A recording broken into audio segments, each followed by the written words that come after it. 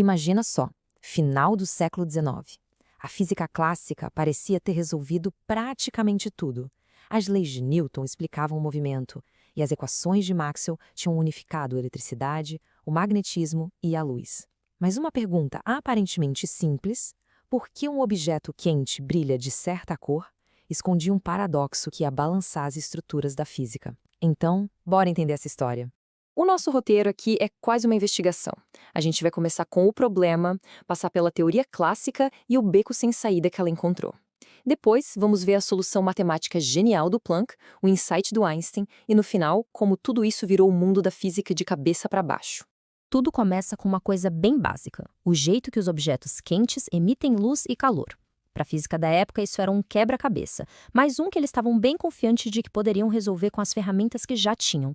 Pensa, por exemplo, num ferreiro aquecendo um pedaço de metal. Primeiro, a gente só sente o calor, que é luz infravermelha, invisível. Daí, ele fica vermelho. Depois, passa para o laranja, para o amarelo, até chegar num branco azulado super quente. Por que essa mudança de cor acontece? E por que a intensidade de cada cor muda?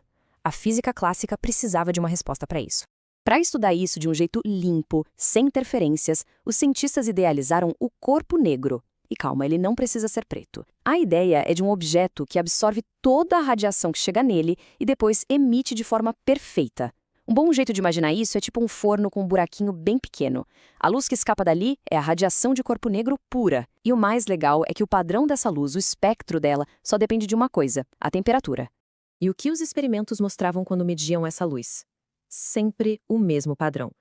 A intensidade da radiação começava baixa, subia até atingir um ponto máximo, um pico, e depois, puf, caía de novo, indo para quase zero lá nas frequências mais altas, na região do ultravioleta.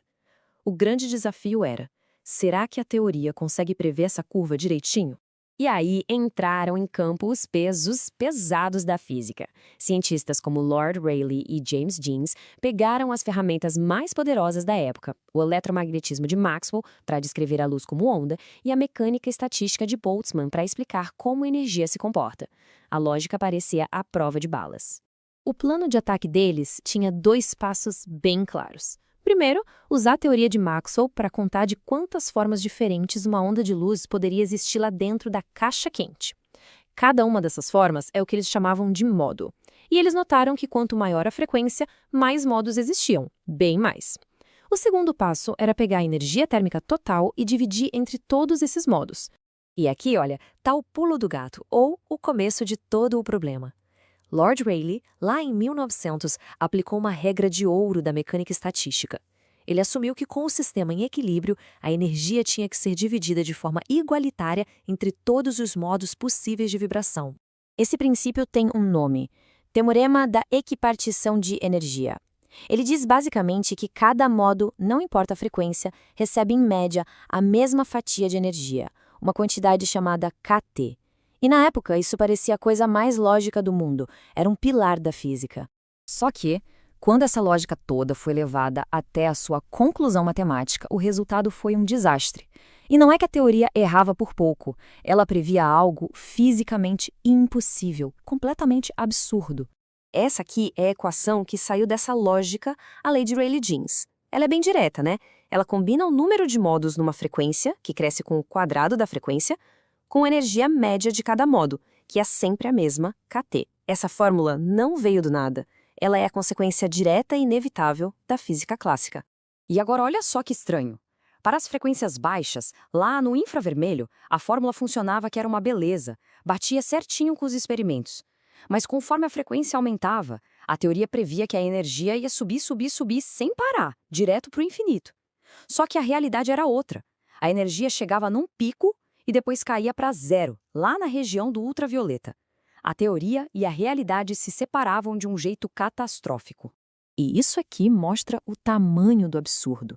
Se a gente somar a energia de todos os modos, que é o que essa integral faz, o resultado é infinito. Pensa bem, isso significaria que qualquer objeto quente, até uma xícara de café, teria uma quantidade infinita de energia. Isso não faz o menor sentido. Era um paradoxo gigante bem no coração da física clássica. Mas como o físico Richard Feynman gostava de dizer, um paradoxo na física não significa que a natureza está errada, mas sim que o nosso entendimento sobre ela está incompleto. A catástrofe não era o fim do mundo, Era uma pista enorme de que alguma daquelas suposições iniciais, muito provavelmente o teorema da equipartição, estava falhando em algum ponto. É aqui que entra Max Planck. E é muito importante entender isso. Ele não chegou querendo começar uma revolução. O objetivo dele era bem mais prático.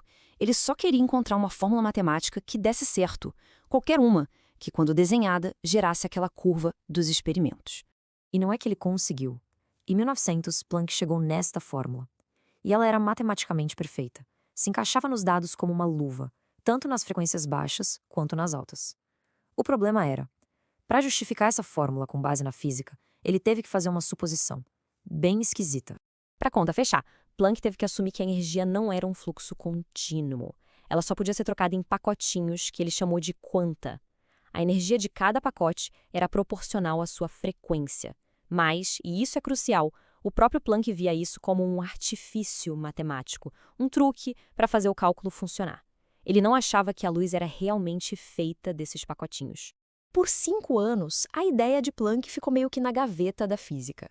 Era vista como uma curiosidade matemática, mas nada que descrevesse a realidade. Foi preciso a genialidade de Albert Einstein para olhar para aquele artifício e perceber que ali estava uma verdade profunda sobre a natureza da luz.